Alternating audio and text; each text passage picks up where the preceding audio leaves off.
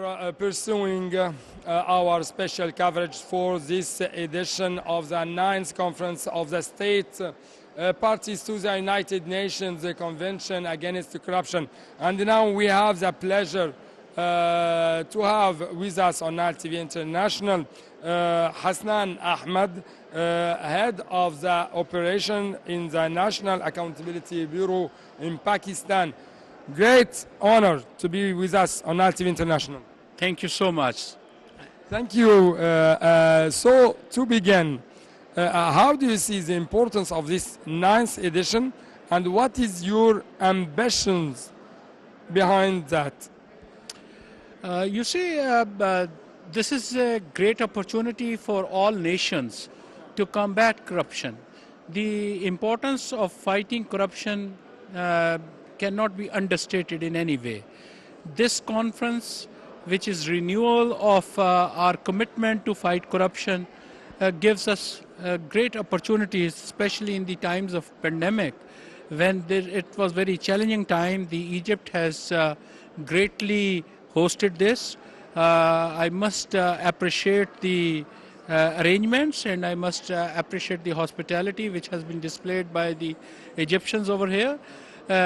United Nations Convention Against Corruption is a very important document. Pakistan has always remained committed to it. We are one of the initial signatories in it, and we adopted this resolution much earlier.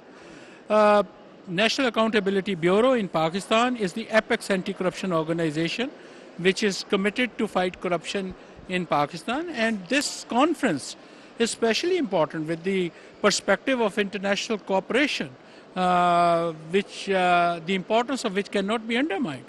The white-collar crimes have gone trans-border. Money stolen from one jurisdiction is parked to another jurisdiction, and then from there to another jurisdiction. It is a complex phenomenon.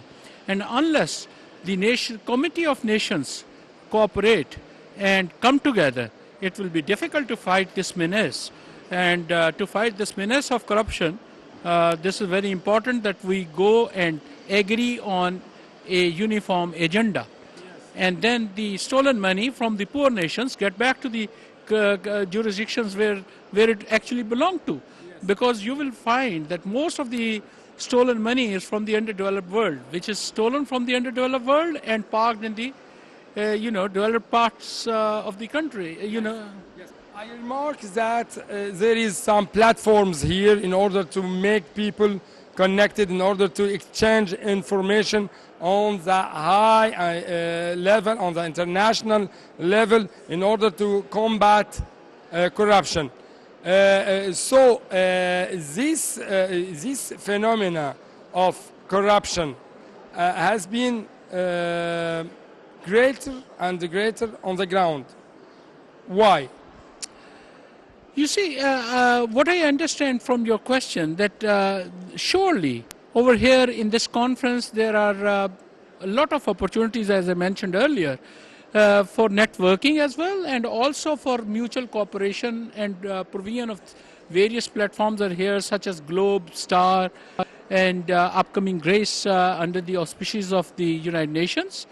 At the same time, the second part of your question is that why corruption, I understand probably you are referring to that why corruption is on the increase. There are multiple reasons for this. When the opportunities get lesser in terms of economic instability, people are feeling deprivations, they don't have enough resources. Sometimes they, fall to, into illegal acts. You can define that as corruption by need, I would say. You can actually segregate into two parts. One is corruption by need, and the other part is which is most devastating. Yes, I'm appreciating a lot your description, your nice analysis. And the second part is the corruption by greed. This has no end to it. You find the heads of states even entering into corrupt practices, and they are being convicted, they are being prosecuted, and all over the world. This is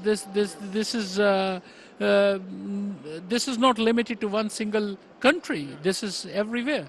The highest personalities One of my the dimensions of my last question was the evolution of this phenomena via all means of technologies, of new technologies used by the young generation also.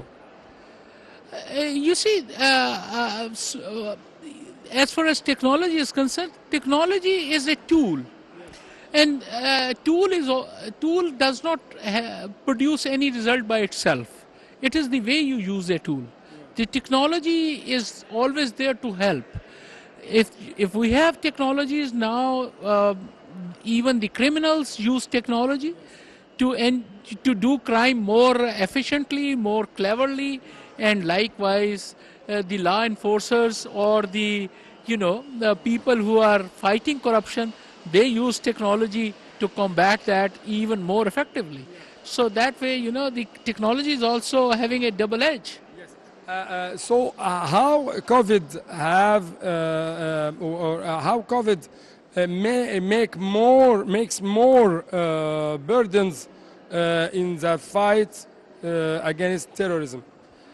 You see, COVID has actually caused recession, has caused economic instability all over the world. And the most of the sufferers because of this pandemic is the lower stratum of the world. The poor have gone more poorer, and this has caused burden onto the states. In this era of meager resources, recession, unemployment, fighting corruption becomes even more challenging and more essential also, because once you have lesser resources, you need to really look after those resources. You have to be very wise in using those resources, and I'm sure that people who are engaged in this fight against corruption, all stakeholders are on board. There is a renewed commitment in this 9th conference of the state parties in United Nations Convention Against Corruption, that they are all together, they have joined hands, and with new zeal and zest they will be fighting corruption. Yes. So experience on the ground because of COVID especially revealed that there is a great need in the field of the cooperation on the international level. Let me thank you a lot for this all information. Thank you. Thank you so very much. It's a pleasure talking to you, sir. Thank you.